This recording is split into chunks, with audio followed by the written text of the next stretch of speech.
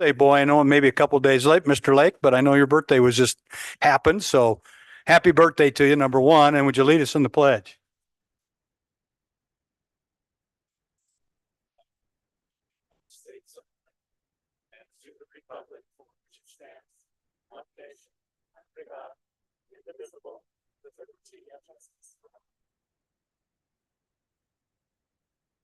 All right, thank you. First item on our agenda is our public comments. Now's the appropriate time for visitors in the audience to be recognized. Speak on items both on the agenda of general concerns to the district. Can be a limit of 3 minutes for an individual, 5 for a group spokesperson. No speaker shall speak more than twice on any issue. Board is legally obligated to maintain confidentiality concerning district personnel. Therefore, matters concerning district personnel will not be discussed. Anybody like to speak with us tonight? Welcome. Identify yourself, please, for the record. Hi, I'm Melissa Crowell. Hello to the board and chairman, superintendent. Last month, we were told that there is no evidence that constantly talking about negative emotions, suicide, and trauma has a negative impact on children or can result in a copycat effect. So here's some data. A study from the Journal of American Academy of Child and Adolescent Psychiatry, February 2020, found that suicide rates in 10 to 17-year-olds went up 29% in the months following the premiere of the Netflix show 13 Reasons Why. And that's after adjusting for seasonal effects and recent trends. Lucy Folks, research psychologist at the University of Oxford, points to research showing young people are self-labeling, and this leads to poor coping skills. Her own paper suggested that awareness campaigns are contributing to an inflation in the prevalence of mental health disorders reported by young people based merely on mild or transient symptoms. And this isn't just about the suicide prevention awareness or surveys that ask if you feel supported 100% of the time. The change in our curriculum from strictly academic to a social emotional learning approach is a jump on a trendy bandwagon of pop psychology that has no data proving its effectiveness and no clear goals. The Manhattan Institute found a lack of high-quality evidence to support school-based mental health initiatives. Carolyn D. Gorman wrote rigorous evaluation of universal programs on mental health literacy, awareness, prevention, and screening, and of many social emotional learning programs, found neither reduced rates of mental health conditions nor improved academic outcomes. These programs carry underestimated potential harms directly through poor quality care, overdiagnosis, and misallocated spending, and indirectly through wasted class time and reduced accountability in the mental health and education systems. Federal agencies responsible for these programs provide no meaningful or coordinated guidance on essential questions such as what it means for a program to be effective. A 2018 study from the Pioneer Institute on Social Emotional Learning in K-12 education finds a lack of any reliable, objective, research-based method to measure or assess students' personality values and mindset, as SEL proponents admit. So the authors, Dr. Efferman and analyst Robbins, call for ending taxpayer-funded SEL and a return to the genuine academic achievement through academic standards, assessments, and curriculum. When the school system decides its job is also to police the mental health of its students, it cannot help but take the focus off its actual responsibility, teaching our children. Thank you. Okay, thank you. Anybody else like to speak to us? Come on up.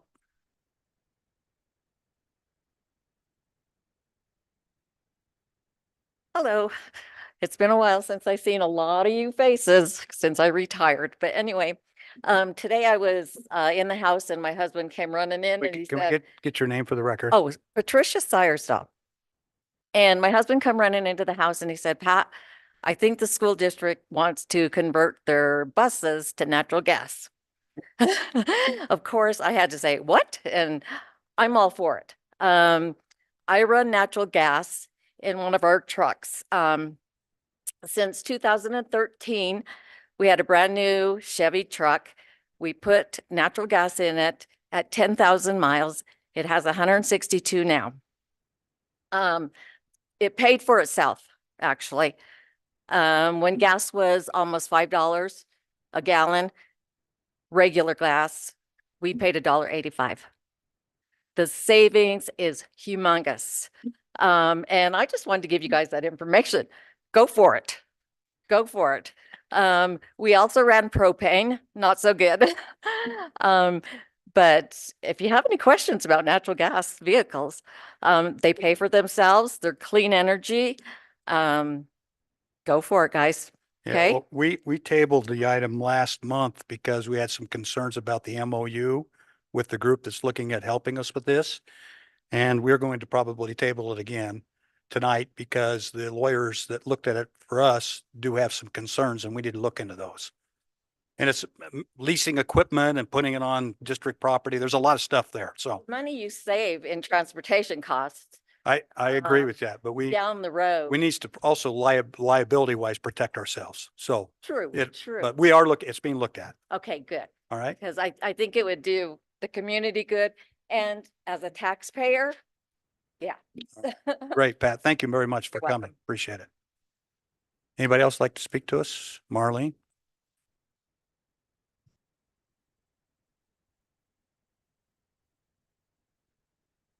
Hello, Chairman Core, Board Superintendent. My name is Marlene Brady.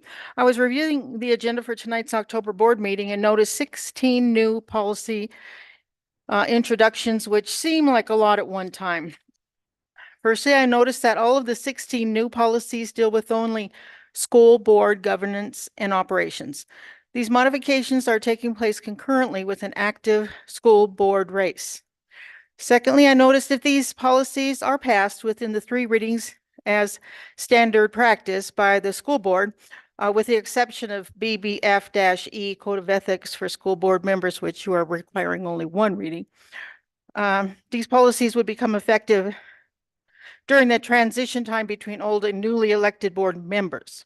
Because the board will be changing by 4 seats during this transition time, I urge you to hold off on these 16 policies to allow the duly elected new board members to take an active role with this responsibility and have a say with the new policies, since they are the ones who will be subject to them.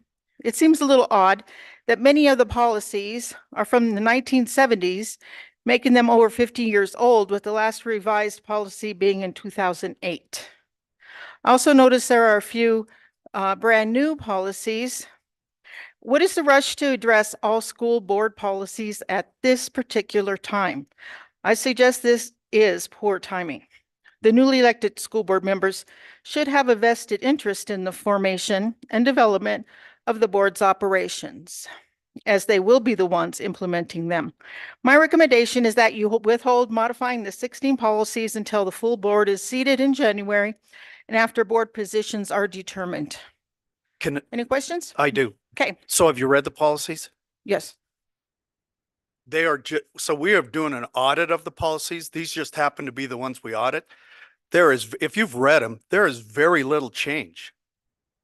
Well, some are completely struck and then new. So did you read them? Yeah, yes, I read every one more than once. So My point is. Here's what else I'll tell you, okay. Marlene, is the board comes in December. Mhm. If they do not like those on the 3rd reading, they can table it and look at them. But this is an overall audit that this district has done to update our policies. It just happens to be these policies. There is no rush to get these done.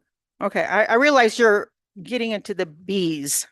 Yeah. The new so- board has a 3rd reading. Yeah, This is not a rush to be done early. So the new board, and when is their December, when they're Appointment. seated. December what, if you don't mind? well, they'll be sworn in on December 1st. Okay, They'll be at the. So first your board. statement about rushing in before the new board's wrong. okay. Thank you for that.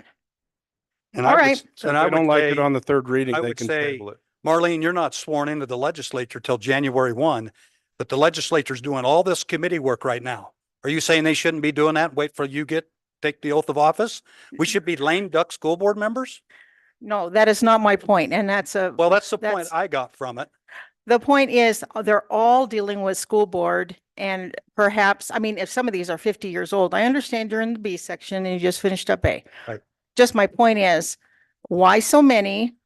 And they all happen to deal with school board, and there's a race going on right now. So, but thank you for the correction in December.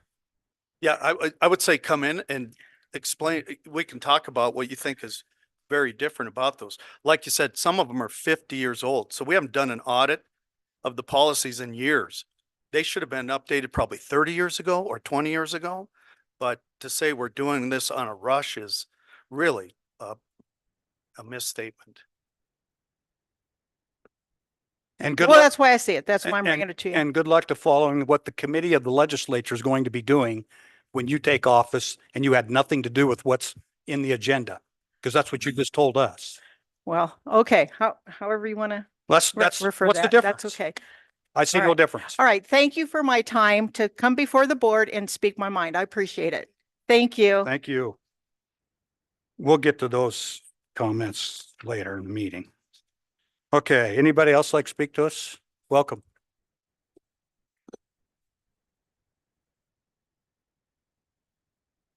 My name is Kelly Sprecher, and I have some concerns today about what is being taught in our English curriculum to our junior high students.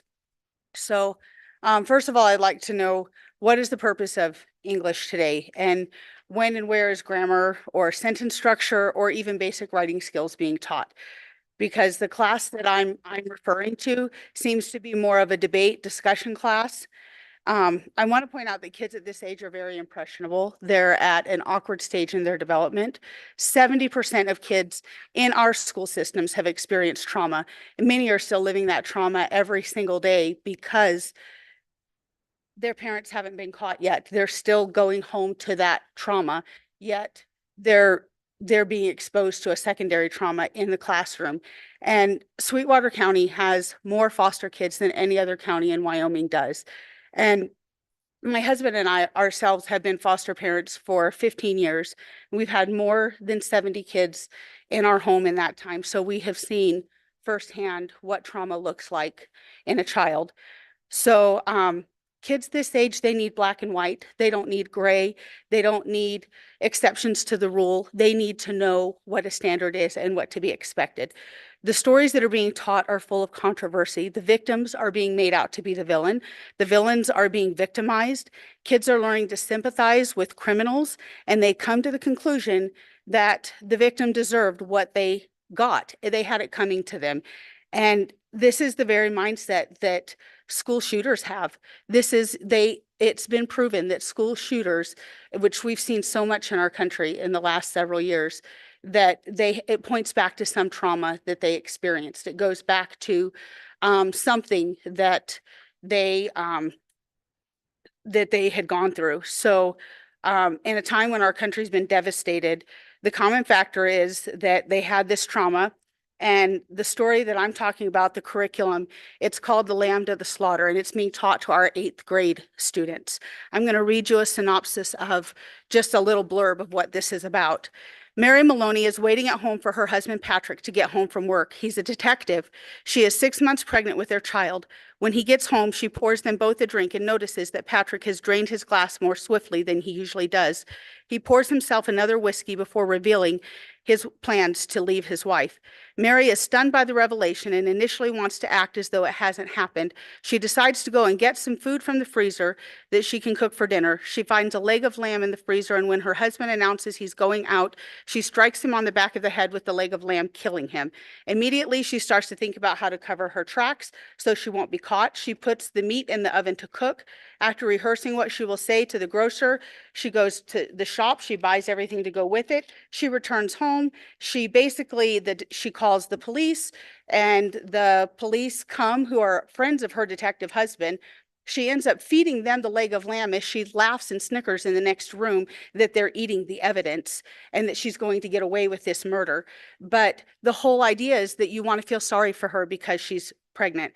And the only reason that I knew what was being taught was because I asked my child, what are you learning about in class? What are you guys talking about? What's going on? Because nothing was sent home requesting, is this an appropriate content? Do you approve this content? I have a child in my home that just stopped having nightmares a couple of months ago, and then we're exposing this material to that same child. And that child told me, it made me feel weird and uncomfortable, but I didn't think I could say anything because I didn't want to fail the class. And so I ask that this be considered, the content that we're teaching our children be considered, and that we, if we feel that this is appropriate, maybe give parents a say, talk to parents, send home a letter. We live in a day and age where Dr. Seuss has been removed from libraries and deemed inappropriate, but yet this material right here is appropriate for our junior high kids. And so that's my concern.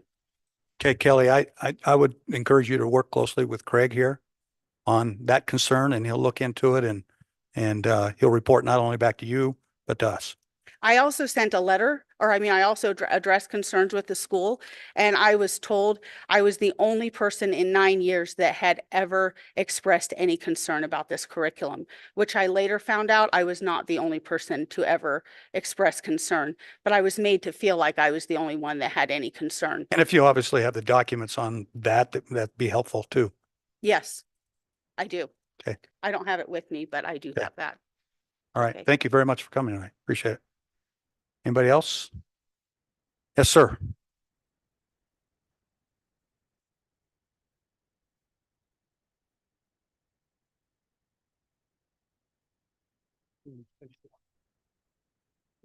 Yes. Hello, my name is Chad Stewart, and my son is an 8th grade student at Lincoln Middle School. I am also here to express concerns about the materials being used in language arts class. Thank you.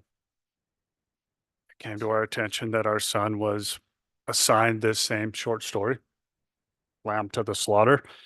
I think that Kelly did a very good job of paraphrasing what's in it. There were also instances of the woman and her husband both having cocktails. Although she was pregnant, it goes over the fact that she was pregnant beginning in the early in the story. So for me, there's several themes there being taught to the child, right? We're supplying material that details consuming alcohol in general, but also by a pregnant person. It casts a negative light on law enforcement and their personnel. It talks about murder, talks about deceit, talks about the ability to avoid accountability and justice. And in the end, just the ironic, disgusting twist that this woman is feeding the murder weapon to the detectives that knew her husband that was killed. And then it just ends right there with no real point at the end. I've gone through a process beginning with an email to the teacher and the principal. I tried to prevent my son from ingesting this material. I did not get a response back until it was too late, and they went over the material in class. I then went into the school. I visited with the principal. I discussed it with him. Later that day, the teacher pulled him out of class and told him that his father had been there and discussed it with the principal and that it was his choice whether to proceed on with this assignment or be assigned something else, which unfortunately he made the choice to continue with this assignment. I really feel like he got put in a position there where like he didn't want to cause waves, probably didn't want to restart another assignment where he had already been working on one. It really wasn't his place to have to make that decision. And I thought I made my intentions very clear to the principal that, well, in my email, and you'll find my email in that packet, I told him I have instructed my son not to read this. I asked several questions. One being, who chooses the curriculum and where does it come from? I got an answer that ultimately it comes from the teacher's discretion, although it sounds like they do coordinate with each other because I tried to request to move them to a different language arts class, but they have the same curriculum in that class. I asked if there's some sort of a board that reviews the curriculum to see if it's appropriate or not. And I was told that that isn't the case. I understand that there are new curriculum directors in place. There was, it sounds like an open policy with the old director who is no longer there. I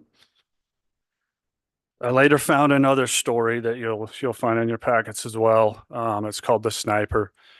It's basically war stuff, and it's talking about guns and shooting and killing people. And I'm just deeply concerned. You know, we've got problems in our nation with violence in schools, yet the material that we're using to teach language arts to our children is riddled with that violence. I don't understand how this ever got there. I don't understand why anyone thought it was appropriate. I was likewise told that no one has ever had an issue with this before. I'm concerned that as a society, we have decided that we just trust in our school systems and something like this can be there and people don't notice it. It's a bit of an ironic coincidence that we even found this story because he happened to check the book out from the library in the school for a different book report, and we noticed it at the house. So there's a book with a collection of these short stories and other disturbing ones that were in the library at the school. So I guess in closing, I really kind of paraphrased a lot of this because I didn't think I would have enough time to get through what I had prepared. I have some questions. How many concerns must be logged before some sort of action is triggered? The best solution for my son was a recommendation to move him to a Plato class so that he wasn't exposed, which I do appreciate that offer, but it doesn't take away from the fact that all the other children are exposed to this as well, right? With the weight, consequences, and destroyed lives linked to school violence in our current world, why are we choosing violent-based materials for educational purposes? Why are we educating them on thinking error tactics such as avoiding justice and getting away with crimes? Why are we providing material that has subject matter containing the use of tobacco, alcohol, and firearms? What is the reasonable response time from a school official or a teacher? We are choosing these materials to educate our children. The goal is teaching them language arts. Yet this controversial material is a platform we've chosen. I refuse to believe that more appropriate materials cannot be employed to achieve our goals, our educational goals. I thank you so much for your time and your diligence that I hope you put into looking into these matters. There's a copy of both of these stories in those packets. I would highly suggest that you take the time to read through those stories and judge for yourself. We certainly will. Thank you.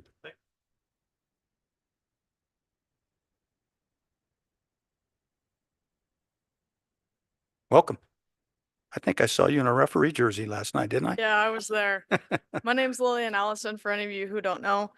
I didn't really want to extend this portion, but as a student who feels very passionate about the things being taught in schools, I would like to rebut the two people who were just up here at this podium. The whole point of language arts is to teach students how to form an idea, how to make their own conclusions. We have determined that 8th grade is a perfect time to do that, and I assume that's come from years of studying from people with PhDs and masters and committees like the one before you. I don't think questioning whether or not a pregnant woman is drinking alcohol is what they're trying to establish. It's whether or not the actions were justified simply because of the state of mind, and it's thinking deeper than just simply a pregnant woman was drinking alcohol. Additionally, I didn't even remember the woman was pregnant. I've read that story probably 3 times, and that was never a piece that I had even picked up on. So although these students are impressionable, I think the point of what language arts is trying to teach students is far deeper than the simple little details that are hidden within the exposition of each story. Thank you. Thank you. Anybody else? Okay, thank you. We'll move on. We're going to move, we are going to move 7.02 to now. These folks are with the J Foundation and they are in the process of helping our senior students and they got to get back to what they were doing. So welcome. Good evening, Chairman Core, Superintendent Berger, and Board of Trustees and community members. My name is Julie Mackey. I'm full-time with the J Foundation. Today and yesterday, We're pretty special events, and the J Foundation focuses on mental health awareness and suicide prevention. I grew up in Pinedale, and so did Jay Bing. His parents own the Cowboy Shop. And just by a show of hands, if you have a pair of J boots, would you raise your hand? I love it. I love it. This effort that took place today and yesterday did not begin a couple weeks ago. This took place a year ago. And Steph, Sarah, and Ryan right over here, just the fight that they had in them and the care with the kids in the community is something that you should all be proud of. But really, the idea is we have conversations that are bold around mental health. I wanted some kids to kind of speak today about just their experience, really, because every single J boot comes with just the understanding that you have these boots because you're so loved, you're valued, you're meant to be here, and you have purpose.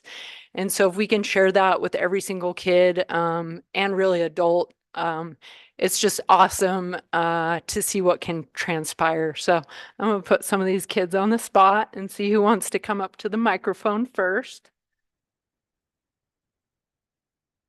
And make sure you identify yourself, please. Hi, my name's Tacey Fox. I've been a part of the J Foundation for about a year with my mom, just helping them bring it to Green River High School. But today was the day that I finally went through the foundation and through the presentation. And I just think it's super cool knowing like the meaning behind the foundation and what it's really all about and like the meaning behind J Boots. I just think it's really cool and it's a really good program that I think everybody in this world could really benefit from. Thank you.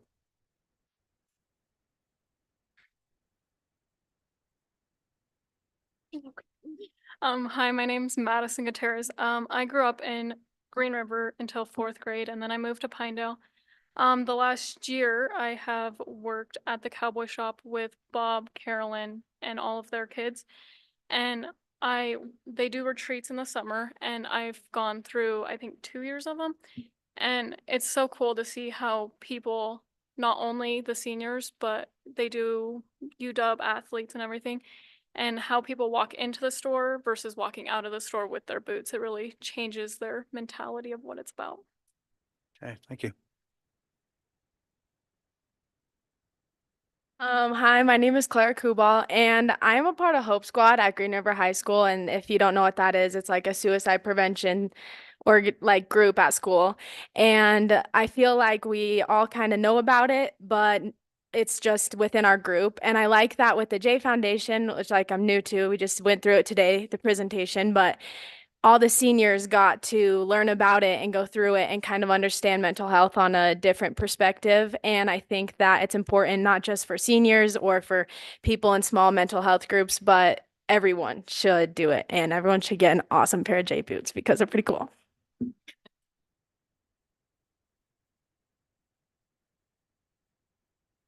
Yeah.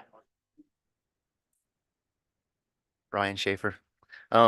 So I'm a local business owner and I began my affiliation with the J Foundation about a year ago. And I know a lot of people in the room have their J boots and they have an understanding of the story, but just to give a little bit more context, over the last year, we leaned on a lot of industries in the area as well as families to help support this year's initiative to provide cowboy boots for the entire senior class. So there was a lot of support, and with that, over the next, today and tomorrow, we're providing cowboy boots for every single one of those students, which is a platform for them to have conversations. It's a source of strength for them when times are tough for themselves, but a tangible reminder. And I definitely want to give some recognition to Julie, because Julie is the only advocate or the only ambassador here in Wyoming. So what she has done for this community in supporting and getting this up and running and giving these routes has been unbelievable over the last year. And I certainly want everybody to know that. Okay, thank you. Thanks.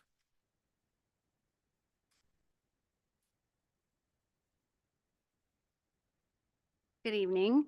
I'm Sarah Malakote. I am a counselor here in the school district, and so mental health is a passion of mine.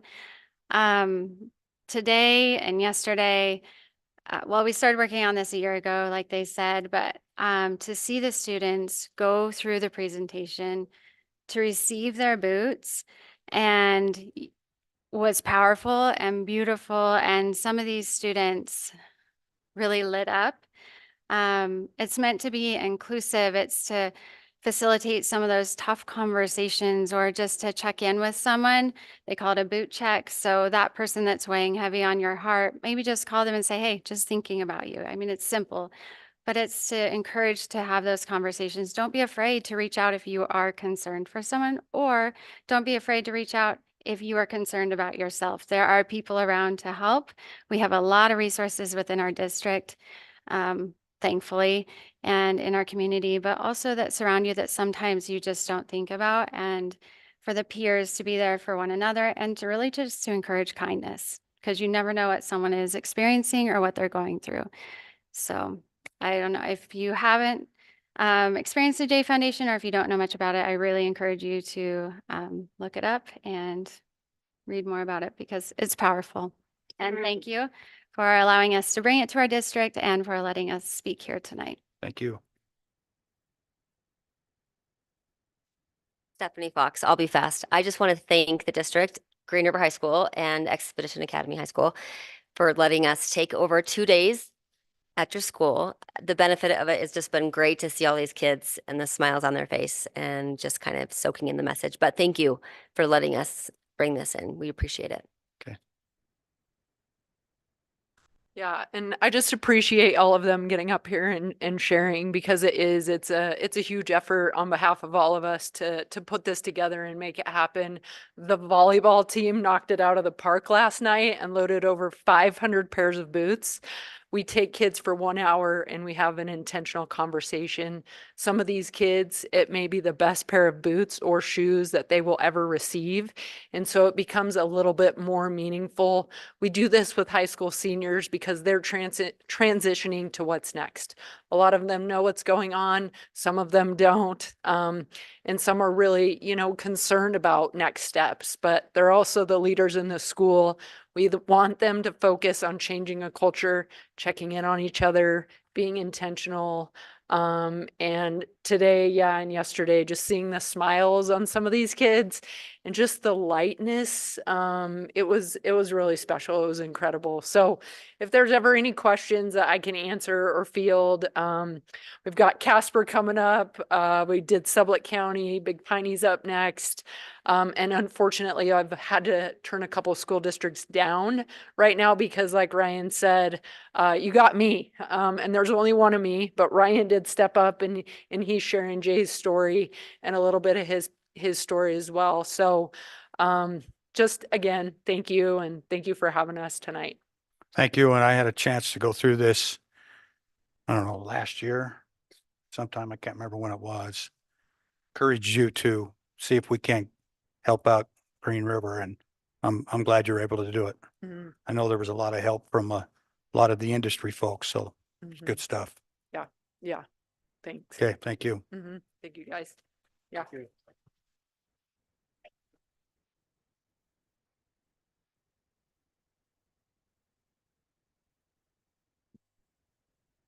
Okay, up next is the recognition of the All-State tennis players. Philip, welcome. It's still okay I call you Philip? Okay. You're not in trouble.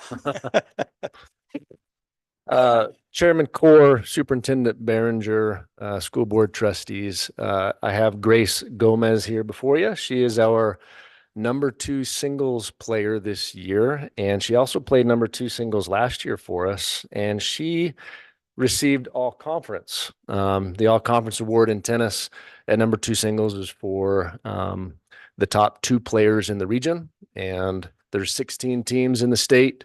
There's 8 in the South and 8 in the North, and she was #2 in the South. The girl that beat her is the state champion, and so she put herself on with really good competition and made a really good run at both in season, at regionals, and at state. She was 9-4 over the whole season, 5-2, 6-1 in conference and got that all conference recognition. So it's nice that you let me come up here and talk about her. She's also a captain of our girls team and does a great job of being a big cheerleader, even when she's not playing. She's out there cheering on everybody, being a supporter for all of her teammates, both on varsity and JV. And a couple other things. Our school hosted the regional tournament this year, and that's a huge undertaking.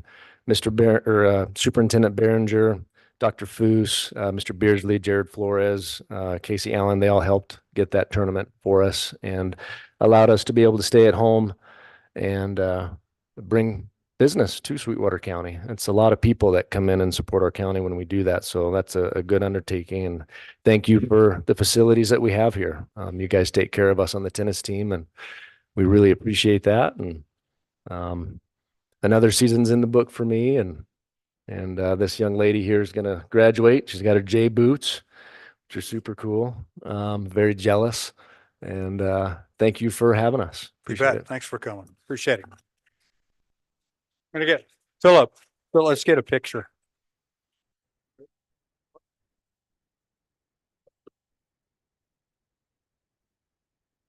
Come right up here, Grace.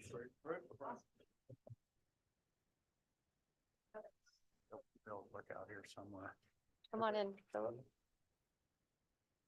Get in here, Phil.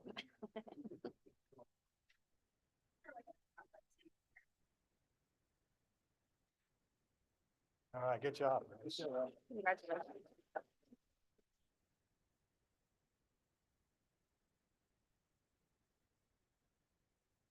All right, next up is recognition of our new teachers, and Dr. Foos, are you going to lead this band? Yeah, I'm going to go ahead and take over from Mr. Mickelson, who is at some professional development tonight. So Chairman Core, Superintendent Behringer, we'll talk about the two new folks at Lincoln, trustees. I don't see Crystal here. Davis, will you please come up, young lady? So what we did, since I'm filling in for Mr. Mickelson, had them write me a little blurb here, and I'm going to read it if that's okay, unless you want to speak. So Crystal was born in Rock Springs and graduated from Rock Springs High in 2002. Went to college at North Dakota and graduated with a bachelor's degree in psychology and criminal justice. She later moved to Las Vegas and started a family with her junior high school crush. Am I reading that right? Congratulations. And eventually found their way back to Wyoming and to call Green River home. She's married, has 3 daughters, a junior, an 8th grader, a 6th grader. We love to spend time camping, going on drives and listening to good music and watching all the sports my daughters play. I have several years of experience in education, but this is my first year teaching and I'm so excited to work here. Thanks for being here. And you're back to Sweetwater County. So congratulations. Good job. Teresa, do you want to come up?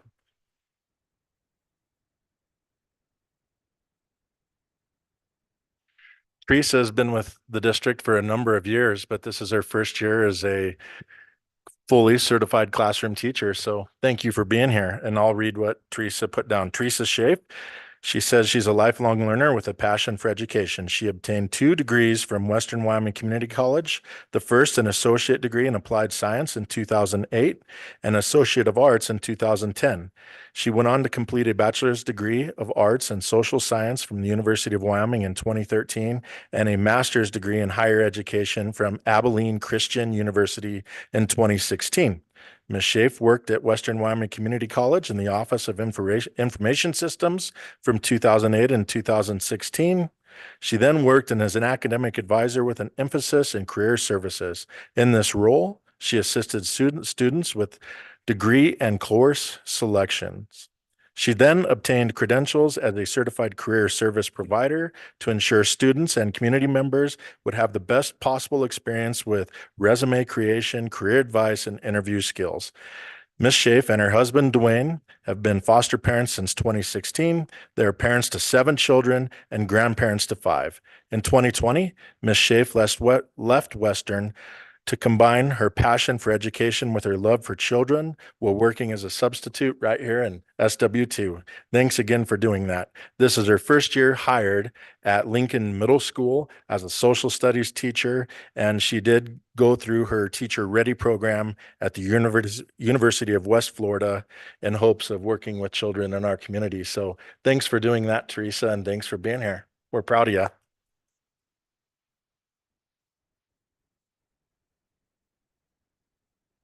Mr. Heslop, do you want to go next?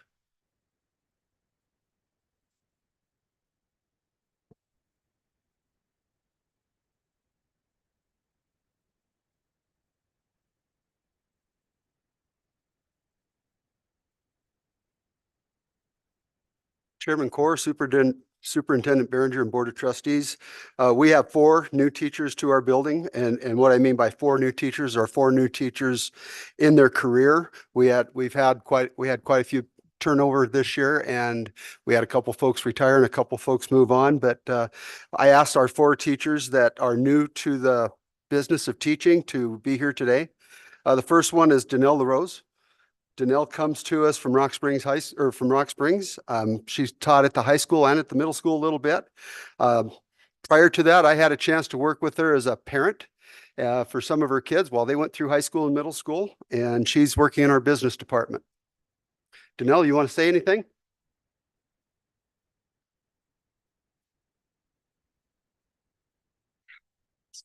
Wasn't expecting.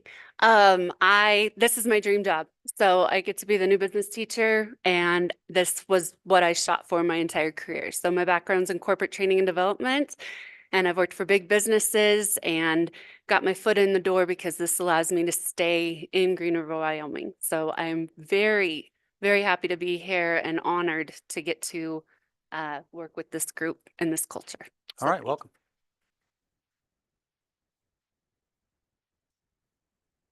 How about listed is Mr. Det Dilry. Mr. Det Dilry teaches science. He comes from BYU in Utah. He was also a former Evanston Red Devil. And he started his career a little bit different than most. When he was student teaching, he was actually teaching. They actually put him right in the trenches right away. So he has a first year of experience. Yeah, you want to say a few words? I'm a fan of short meetings, so. He has quite a sense of humor. Next on our list is Mr. Eric Harris. Mr. Harris teaches math for us. He was a former Green River High School graduate and comes to us with an engineering degree as well as his passion for jumping into education. You have anything? Board Chairman, I have, this is something that's always been a little bit of a dream of mine. I am so grateful for this opportunity. It's happy to me. Shoot, I did not think this was gonna happen. This is really embarrassing right now. But I had to chase my dream of being an engineer, mostly because I'm stubborn and I started out that way. Then I got bonked on the head and had to restart everything. And I didn't want to give up, so I had to prove to myself that I could do it. Became an engineer. But I gotta tell you, this has always been my passion, and now I get to chase my passion. So once Awesome. I get involved in a little bit of wrestling and a little bit of coaching here and a little bit, I gotta get my boots underneath me a little bit first, but I am so happy to deal with these kids. I love this. I know I'm gonna be in the honeymoon phase for a little bit here, and I know that's what everybody calls it, but you know what? I hope I get to be in this honeymoon phase for another 30 years, so that's my hope. All right, welcome back.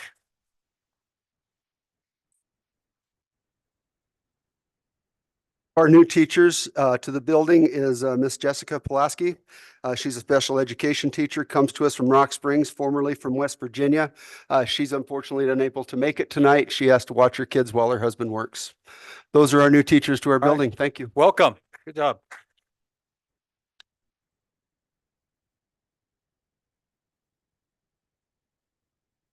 I'd hand the baton off, but I'm not sure which buildings we're dealing with here. Chairman Corr, trustees, Mr. Verginzer did not reach out to me, but I'm wondering if Kendra is here. Lewis. All right. So, I'm just ad-libbing covering for him. Kendra, are you speaking on yourself, young lady? Good deal.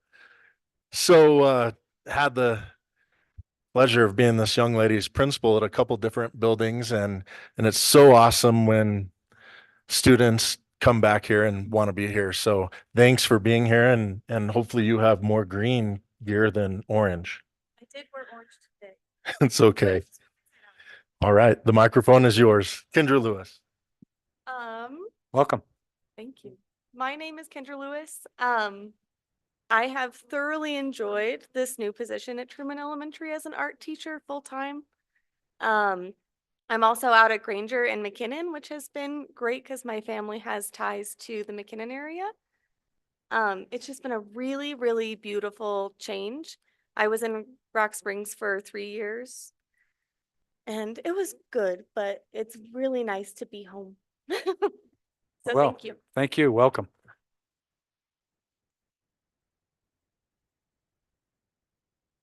Is that it? Okay. Thank you for being here tonight. We appreciate it. Draw a name out of there. Who gets a free day? Who gets it? Shelley Whitehorse, Lincoln Middle School aide. I'll be getting hold of her. Shelley Whitcliffe. Okay, next on the agenda is the approval of the agenda. We finally made it to there. So I need a motion, please. Motion to approve the agenda. Second. Okay, it's been moved and seconded. We need to remove 9.16 because it's already under 9.03. And we're going to table that. We'll table 9.01. So 9.16, I need to remove. I need a motion on that effect. A motion to remove. Moved by Tom, second by Brenda. All those in favor? Aye. Opposed, motion carries. Those in favor of the amended agenda, all in favor? Aye. Opposed, motion carries. Next, approval of the consent agenda items. If there's anything on there you want taken off, so speak up or we'll just have a motion. Move. Moved by Brenda. Second by Dave. All those in favor? Aye. Opposed, motion carries. Next, the WSBA Fall Regional Meeting. I believe you went to that, Ashley? Yes, Cameron, how'd that go? Just a general did. comments? it was good. Good to talk with other board members and hear things going well in their area. They highlighted how Ignite Wyoming is doing well in our district and kind of talked about that.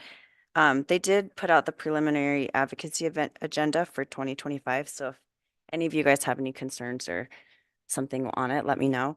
Or you can contact WSBA yourself. And then I'll be attending the board meeting in a couple weeks. Okay, thank you. Were you the only one who went? Yeah. Okay. Next on the McKinnon meet and greet, they love us out there. They do. They like us. It did. It was great. All 4 or 5 of them. Whoever said short meeting, that was a short meeting, That was a short. but it was great. Great. And I think they had some concerns and we were able to deal with those and I appreciate that. Anybody else want to add? You good? Okay, reminder of board candidate forum on October 16th at 6 PM. It'll take place right here in the boardroom. You're welcome to attend in person. I believe it'll be on our YouTube page. Is that correct?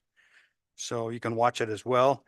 I encourage you to inform yourself about the upcoming elections. Reminder of the WSBA 2024 Annual Conference, which will be in November in Casper. Next up is Curriculum Instruction and Assessment Freshman Mentoring Program. I believe we have TJ Castillion, Danny Dieters, and Spring Jones with us tonight. Welcome and come on up. Probably just have Lillian run it, right?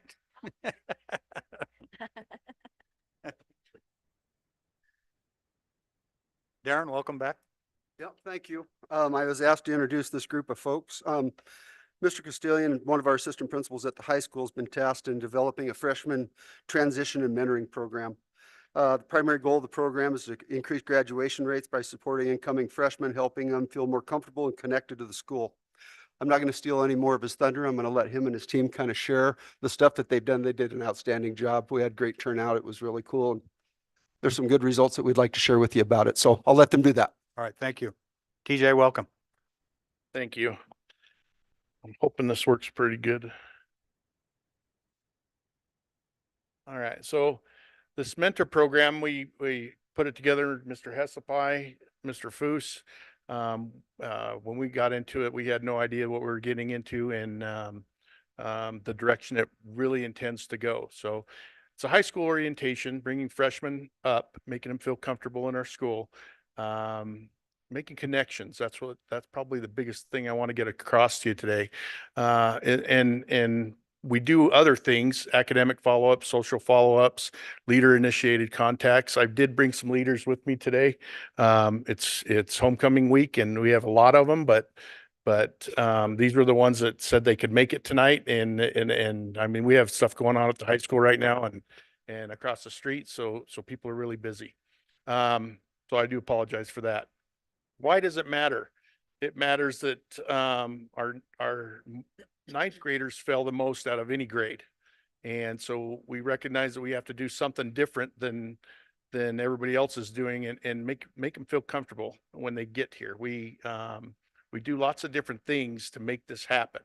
I'll have our ladies speak on that mostly, but the promotion rates between 9th and 10th grade are lower than all other grades, which is kind of crazy, but that's where they seem to fail when we get to them. Our ninth graders have problems and we're trying to alleviate that. We are seeing some improvements in that. And when I say that, Mr. Heslop and I, Mr. Gantz, we've seen 3 freshmen so far this quarter for discipline issues. So we are amazed at that. I knock on wood when I say that because it's amazing that group of freshmen, we just haven't seen them there. It's whatever we're doing, I hope is coming from this program. Most high school dropouts fail at least 25% of their 9th grade classes. So if we can head that off before that even happens, then I think we're better off in the end. And graduation rate is one of my goals, every year goal. So to increase that for sure. There's 3 fundamental needs that this program works on, and safety, information, and connection. Our kids have to feel safe when they walk in our doors. They have to know that our building is a place they can be successful at and not have to worry about any other things going on. The information, what, where, and how, our mentors are getting that point across to them. What do they need to know? Where do they need to be? Where do they need? I mean, just learning a teacher is half the battle. And if our mentors can help them with that teacher, then it goes a long way. How do they accomplish everything when we play a game with them where they juggle all kinds of different things? One juggle might be school, one might be athletics, one might be work after school, boyfriend, girlfriend, all these different things that they're having to do now as a 9th grader and when they come in. So there's a lot of different things that go on in this program that aren't just, hey, come to our school. This is Green River High School. There's steps involved to this. And again, connection is where I think our mentors kind of fit in the most. They want to make a connection to an underclassman so that underclassman has somebody to talk to and feel comfortable going to, asking questions, telling them, hey, this is going on. We have it going on daily, where one of my mentors comes and says, hey, this is going on with the underclassmen, maybe bullying, harassment, something, and we deal with it right away. Had we not had the mentor, we would never find that. So then nobody would say anything. So that part of it. I do have some stats here. The only ones that we have right now, because we're so new with this, is that our program's grown from 43% of freshman participation to 74% in just the 2 years that we've done it. So we know that it's happening. We know that our mentors are making calls home to get them to come. And I'm telling you, we feel like it's making a big difference at our school. 38% other schools have reported 38% reduction in freshman truancies, 45% reduction in referrals, 32% in freshman failures, 48% reduction in absences, 18% reduction in freshman tardy. So all this comes to play when I have to take care of attendance issues. And I'm telling you, things are, I just see a big difference. Mr. Heslop sees it. Our office is free of freshmen, which is, I mean, how awesome is that? We did put out a survey at the end of this. We only had 44 responses at the time when I put this out. But I think the gist is that, does it help? Are they more comfortable with Green River High School? 77% said yes. did attending freshman orientation, answer the questions. There's a whole list of yes, no, didn't go, I don't know. But for the most part, 75% of them agreed, yeah, it makes a difference.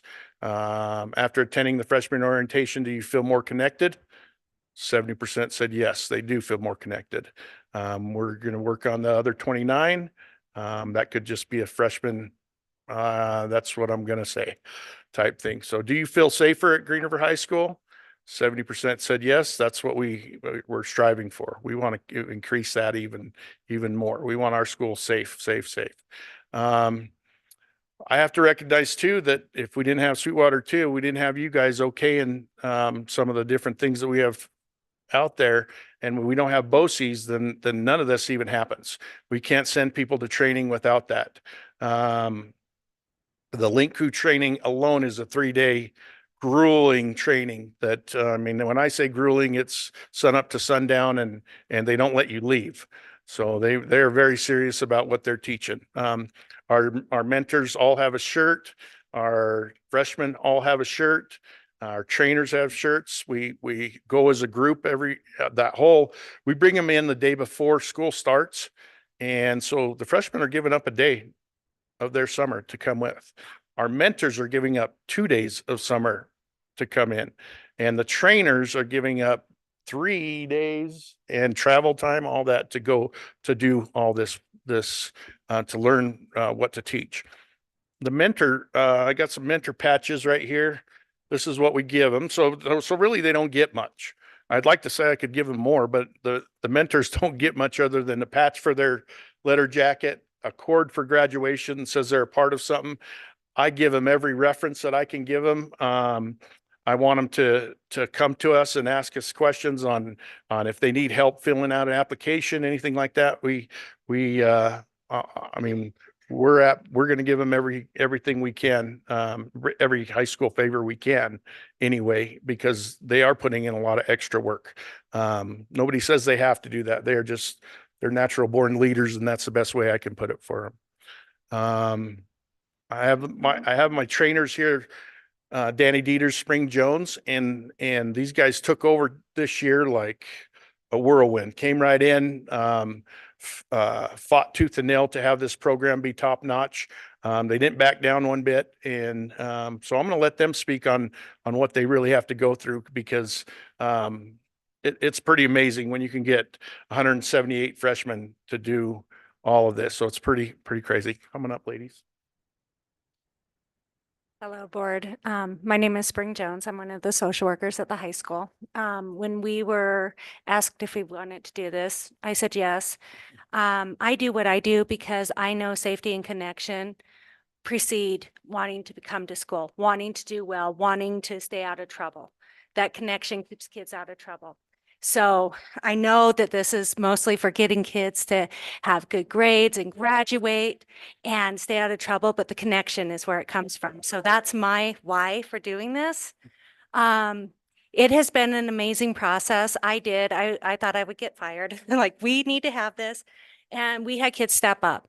Our leaders gave us 10 hours over the summer and then another whole day for the orientation. They learned the whole program. And it was intense. It was intense for the kids. It was intense for us. We went to California and didn't get to enjoy it except for one evening before the flight went out. But I think that it just really had a good impact. I've had kids say stuff. I had a kid come up to me and say, that was so awesome that you guys did that orientation. We want to do this with a lot of fidelity. So I went to the follow-up training, which was free. I just had to use a car. But we're going to be meeting with leaders tomorrow and start talking about how we do social follow-ups and how we do academic follow-ups so that we can keep the kids engaged, the freshmen, keep them with knowing that there are upperclassmen and other people who are looking out for them. That's all I have to say, I think. I'll turn it over to Danny Dieters. Danny Dieters. I'm the other social worker at the high school. We wanted to talk about our why asking to be a part of the mentor thing was another thing to think about. I also run the Hope Squad, which is our peer-to-peer suicide prevention group. And a big why of wanting that is to build that first connection when they come in through the doors. A lot of kids that we work with through the referral process through Hope Squad lack that connection. And so the mentorship program really has elevated that. Watching the kids who maybe be silent leaders and that we kind of elected has really, we gave them the tools and they stepped up. And so I don't want to make sure that they have time to speak on that because I am so proud to be a part of these kids, of empowering them with the tools that they have used. And I'll echo what Spring and Mr. Castillion said. The training was grueling and we went through it with them, and the kids turned around and went through that same training. And so to have them come out and have ideas and be excited about giving up their summer is something that is really empowering to be a part of, especially in light of everything we have to deal with every day. So we'll turn it over. Over the next, sorry. Okay. And so we have Lily Allison. She spoke earlier today, but she is one of our mentors. Superintendent Behringer, Steve Core, and the members of the board. I was asked by Mr. Castillion to speak on why I chose to be a part of the mentor program, and why I think it should continue. Coming into high school, I wouldn't have accepted this mentor program personally. I had 4 older siblings who I lived vicariously through, and I was also in the accelerated math program in 8th grade, so I had been there a year prior to actually being a freshman. I had the confidence and the connections and all the characteristics that a lot of the freshmen are lacking right now, which is causing them to fail. I believe in this program because I want to instill that same confidence I naturally had into these freshmen from day one. I found that having our faces in the hallways for them to pick out has reduced the bullying, the hazing, and it helps grow good young men and women, and can keep up the great relationships and high standards that UHS strives for. Maria Barrera. Good evening. My name is Maria Barrera. I am a mentor to new freshmen at Green River High School. As you know, on August 20th, we had freshman orientation. We welcomed the freshmen into our school, and mentors were split off into groups of about 11 freshmen and were given activities to connect with them. In my group, at first the kids were quiet and it seemed like they didn't know each other very well. Over time, I noticed they bonded with one another and nobody was excluded. I set some time aside for them to ask me questions and share my personal experiences about coming into high school. At the end of the orientation, one of my kids came up to me and thanked me for this experience. This stuck out to me a lot because knowing that I had at least made one person feel more comfortable starting a new chapter in their life made my whole mentor experience worth it. Okay. Elena Apperson. Good evening, everyone. My name is Elena Apperson. I don't have a speech prepared. I like to just wing things. So, coming into Green River High School as a freshman, it was really scary for me. I didn't have a very good home life, and I knew I wasn't going to have any friends. And if I were to have had somebody who was like my put in place friend per se, like they kind of had to be my friend, it probably would have made things a little bit easier. Last year I was also a mentor, and when asked to be a mentor, I immediately knew I was going to say yes, because helping people and helping kids who are like me is a very strong passion of mine. And yeah. Thank you. Awesome. Good job. And then Miss Dieters speaking for CJ Myers, and then Garen Stice. He's just gonna come. Hello again. Danny Dieters as a thing. I am speaking on behalf of one of our students that had to leave early today. This is Garen Stice. He's also a member of both the Hope Squad and the mentor. And so he's just going to be up here to support me. So I'm just going to read what she said. And she also has comments from one of the freshmen as well. She wanted to state that as a kid, she started out later in the year and was new to town into the program. And so she thought that having a mentorship in place would have helped her bridge into the high school. And as she failed numerous classes and participated in school activities only at the minimum, feeling disconnected. She was introduced to the mentor program by Mr. Castillion and myself.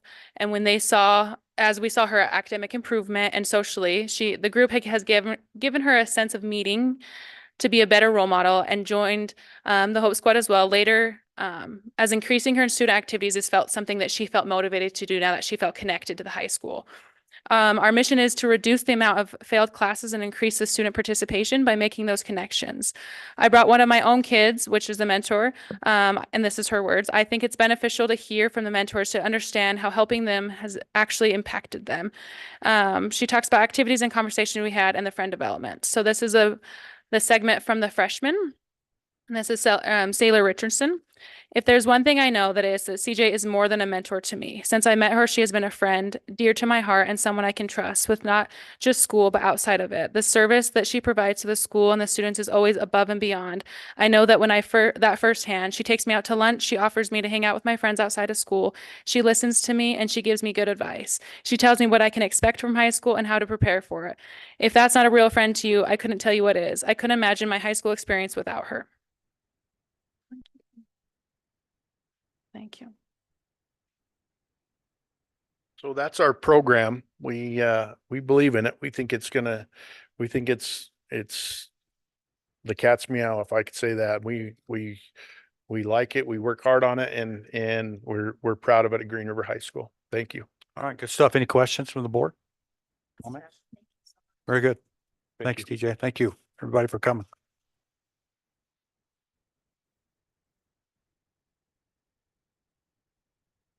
Okay, next item is other business, and consider approval of the memorandum of understanding with New Fuel.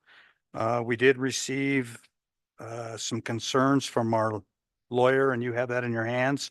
Some of it is highlighted, but the bottom line is our lawyer says as a result, prior to moving forward, it would be prudent to allow us to explore South Carolina law, which is mentioned in the MOU, or engage the services of the South Carolina law firm. So the recommendation is to table it, and we'll bring it back down the road. So, well, it's already tabled, so yeah, we'd have to untable it to bring it back on. So we'll just leave it remain tabled. Everybody good with that? Okay, next up is consider approval of the Green River High School graduation time. Darren, we have the letter. Is there anything you need to add to it? Graduation time? Wanted to ask you guys, graduation is a board function that time meets your needs and that of our communities. We believe starting at 10 o'clock in the morning is late enough in the day that allows people to drive in from out of town. It allows people to get to functions after the graduation ceremony itself so they can enjoy time with their friends and family along the weekend before they have to travel back home. Right. I just wanted you to consider that, and if you had other thoughts or ideas, I'd love to hear them. What's the pleasure of the board? I'll make a motion to approve. Okay, moved by Ashley, second by Dan, to approve Saturday, May 31st at 10 a.m. at Green River High School for the class of, is it 24, 25? Class 25. 25. Yeah. Okay. There's been so many of them. Yeah. All right. All those in favor? Aye. Opposed? Motion carries. There you Thank you go, for your Darren. time. Thank you. Okay, policies. I wanted to say something before we jump into this. We did receive a letter from one of the candidates who apparently can't be here tonight, basically reiterating what Miss Brady said. We're being accused of pushing through. It appears like a rush to implement unfinished business, hastily conceived, besmirch. I love that name. Besmirch the legacy of this current board. Thrown together, all stakeholders, haste, the timing of so many proposed changes is definitely suspect. All that is not true. I said it. I was elected to be a board member through the 30th of December, or excuse me, the 30th of November, 2024, and I'm going to do my job. And if that makes me have to make decisions, that's what I'm going to do. I'm not going to push it off. And I don't think we're pushing this off. This stuff is so basic. It's so basic. There should absolutely be nothing controversial in any of these policies. Zero that I can see. And if you want to do 3 readings on BBF-E, If that's what the board wants to do, we'll do that. But if it's the feeling of the board, we'll do it on first reading. We can do that. The rest of them are third reading. So one reading only on 9.03. You guys want to do 3 readings on that? No? Okay, I need a motion to approve this. We approve 903. Second. Okay, a motion to approve the amendment to policy BBF-E, Code of Ethics for School Board. So one reading only. Any discussion on this? Can we have Jason present and explain how this? Sure. We go through? Thank you. Chairman Core, Trustees, Superintendent Behringer, on the amended policy Code of Ethics, it's an existing policy of the district, and when read through multiple times by Super 8, Super 8 is asking, and Super 8's 2 board members, 2 certified teachers, 2 support staff, administrators, that they add certified and non-certified staff on the first page there, having no board member compromise those entities. And the other just addition is "and of this nation." And that may have just been left off. So just inserting 2 things and just asking for first reading to get it done. Okay. It's on the floor. Anybody else? Questions, comment? All in favor? Aye. Motion carries. Thank you. Next is consider approval of the revision to policy BB, School Board Legal Status. First reading. Jason? Chairman, Core Trustees, as you know, the district's engaged in a comprehensive policy review process.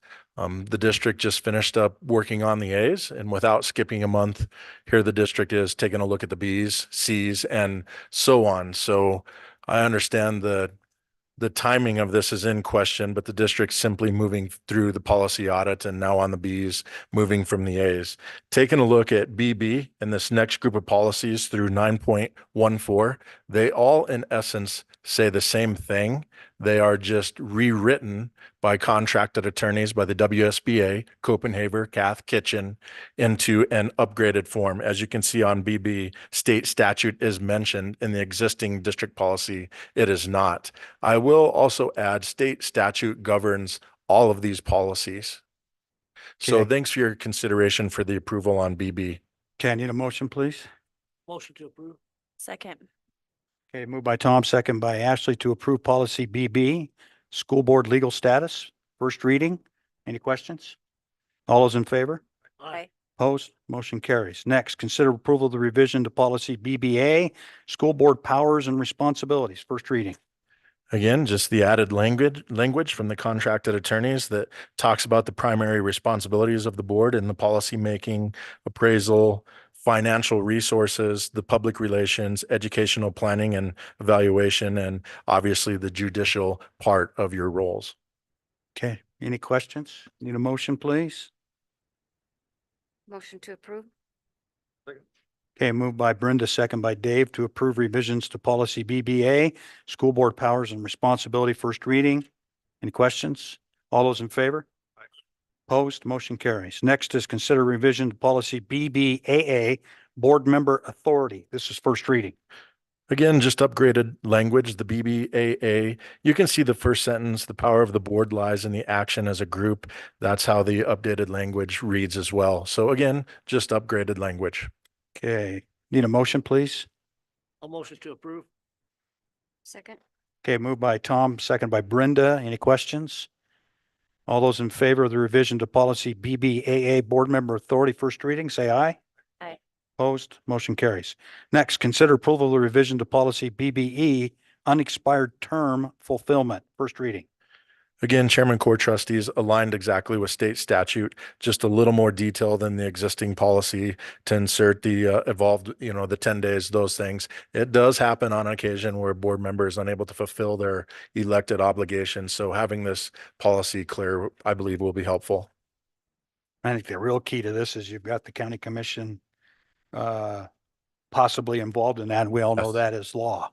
So we needed to put that in there. Okay, I need a motion to approve the revision to policy BBE. So moved. Second.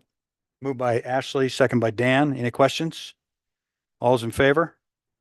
Opposed, motion carries. Next, consider approval and revision to policy BBFA, Board Member Conflict of Interest, first reading. In visiting with Sean Scoggins and current counsel on the addition of this policy, as you can see, the existing policy is one sentence, but it is of the strong recommendation of our current district council that these things actually protect liability for the board to understand this policy, because it can be a position that comes with some liability. And this is a good addition or good upgrade to the existing policy. I agree. Okay, I need a motion, please. Moved by Brenda, Second. second by Dave, to approve the revisions to policy BBFA, board member conflict of interest, first reading. All those in favor? Aye. Opposed, motion carries. Next, consider approval of the revision to policy BDC, executive sessions, first reading. Some of the feedback that we received on the executive sessions, again, protection and transparency to the stakeholders about the rules and regulations that need to happen in an executive session. Again, this policy spells that out, and I believe that external stakeholders have an interest in what the executive sessions look like. So again, upgraded language here. Okay, I need a motion, please. Motion to approve. Second. Okay, moved by Tom, second by David, to approve the revisions to policy BBFA, BDC, executive session, first reading. Any questions, comments? All those in favor? Oh, wait, Brenda, excuse me. So, our previous council advised us not to take, minutes in our executive session, not to take notes in our executive session. And so I don't know that we have been doing that. And this policy states that we shall keep record on premise, confidential Yep. notes. Yes, and that went through court a few years ago, and you have to keep a record of what's said in the executive session. It just has to be a summary, just so if someone was to ask, they would have enough information to gather what was talked about in that session. I mean, it can only be released through court orders, but that was a ruling made a few years ago. Thank you. Also, those will be kept under lock and key in confidential area of the superintendent's office. In fact, I'll just read this real quick. Minutes of executive session shall be recorded by the clerk of the board with a reasonable interpretation of what was discussed but not published. Minutes of executive sessions will be maintained in confidential files, as Jason just mentioned. That such sessions will be or was held shall be recorded in the minutes of the preceding and subsequent open meeting. And Mary makes sure that when we sign the meeting minutes, we sign the regular meeting minutes, and if we went into executive session, Tom and I have to sign the executive session. So notes probably maybe a little better, I would think, but yeah. Okay, any other thing on that one? All right, all those in favor? Aye. Opposed, motion carries. Next, consider proof of the revision to policy BDDF, voting method, first reading. Thank you, Chairman Core, trustees. Just again, a formality about voting on the various issues that require board action. This policy brings some clarity on how to go about those items. Thank you. Okay, need a motion to approve. So moved. Moved by Ashley, Second. second by Brenda, to approve the revisions of policy BDDF, voting method, first reading. Pretty self-explanatory. Any questions? All those in favor? Aye. Opposed, motion carries. Next, consider approval of the revision to policy BDH. It's also known as KDA, public participation at board meetings, first reading. Jason? Again, a little more in-depth analysis when patrons come to the open meeting of the board and wish to express a concern or other items. This spells that out, what the board needs to do to honor those desires.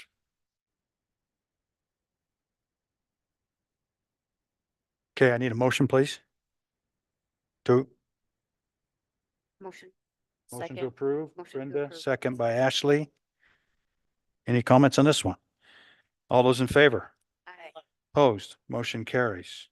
Next up is consider approval of revisions to policy BFE, also CHD, also known, administration in policy absence, first reading. Jason? Very simple policy, and Super 8 just elected to go with the new language from the contracted attorney. So pretty simple stuff here. Yep. I need a motion to approve, please. I'll motion to approve. Second. Okay, it's been moved by Tom, seconded by David. Is that right? Dan seconded. Consider approval of the revisions to policy BFE, administration and policy absence. This is first reading. All those in favor? Opposed, motion carries. Next, consider approval of the revision to policy BHA, new board member orientation, board member development opportunities, first reading. Chairman Court Trustees, Mary does a great job with this one and has done so for a lot of years, and we take those things for granted. Again, you can see in the policy as a protection to newly elected board members, the rights that they have coming in to be provided with information and updated appropriately and training. So Super 8 really likes the language and upgrade here as well. Yeah, I think it's a good one. Okay, need a motion to approve?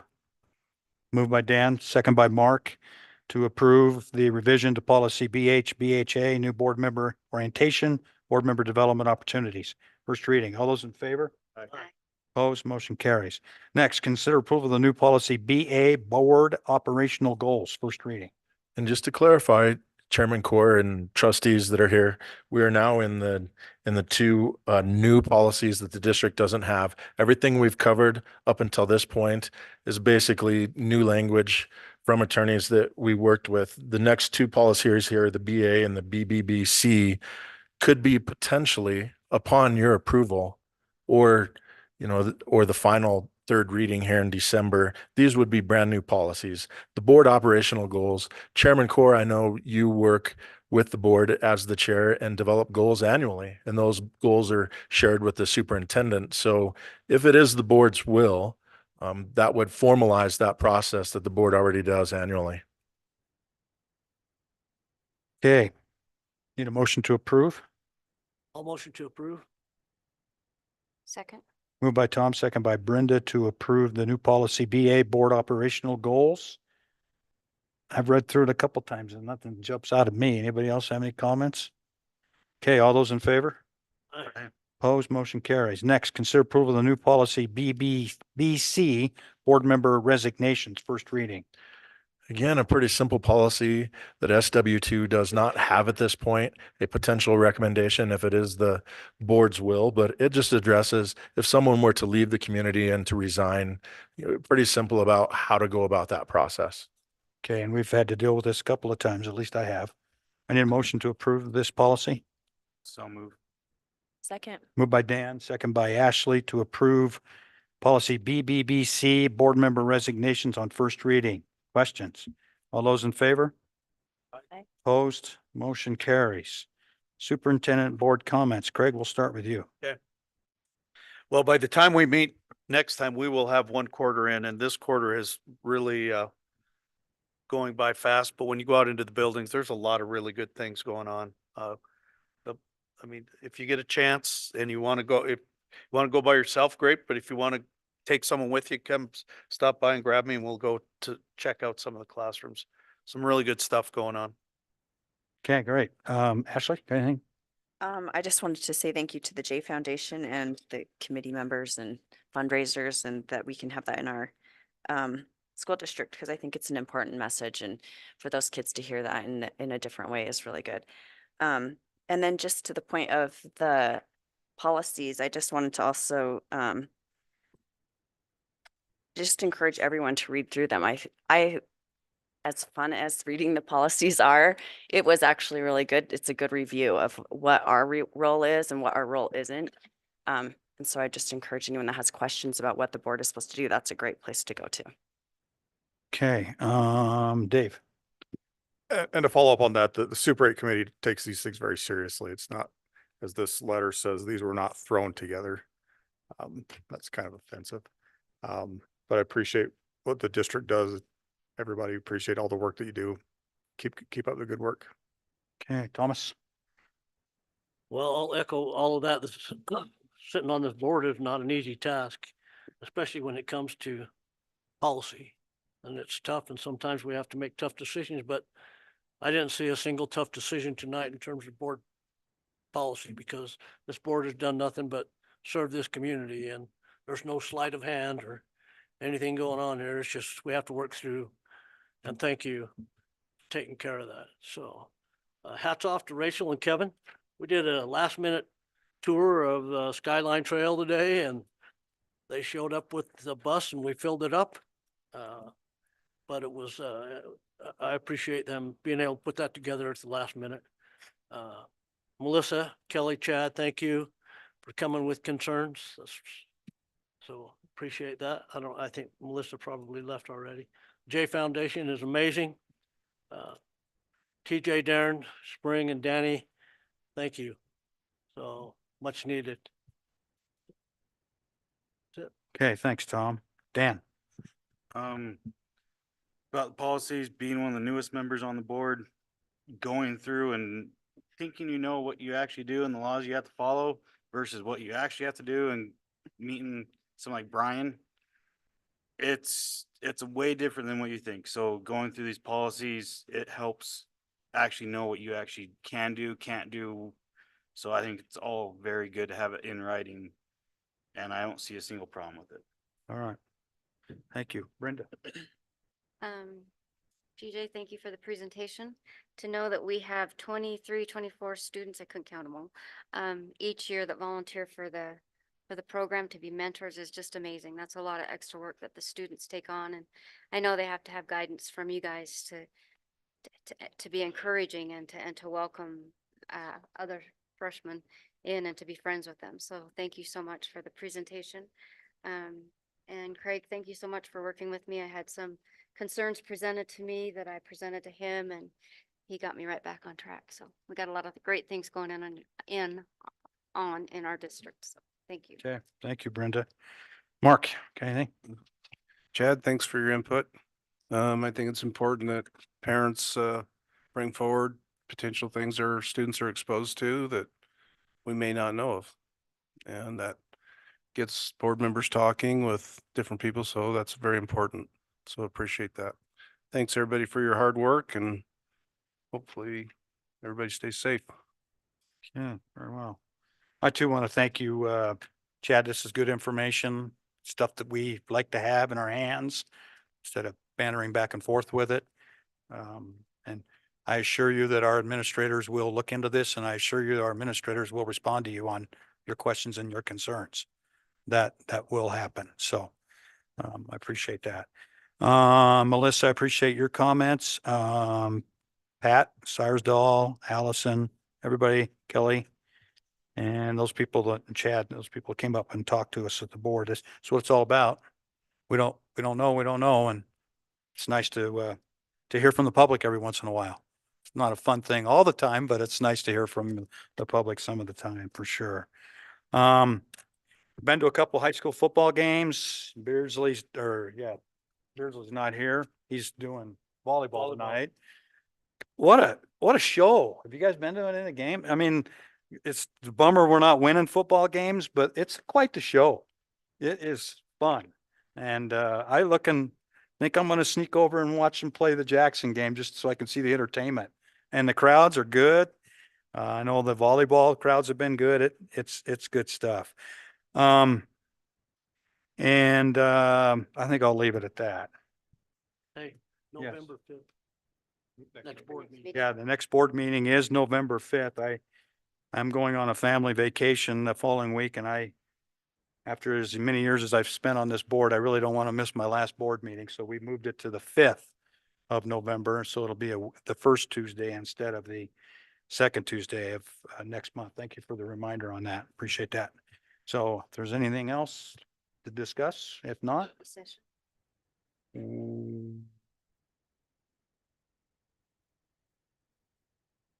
Why? Did I miss something? Just personnel? I thought we were going to do that in November. That was my thought process, was do it in November. I hope so, because I haven't filled mine out yet, thinking it was going to be November. We just sent it out a week early. Yeah. Okay. So we're all done and. You're done. That's not great. done. I'm not done. Haven't even started it yet. All right. With that, this meeting's adjourned. Thank you for your attendance, and I appreciate it.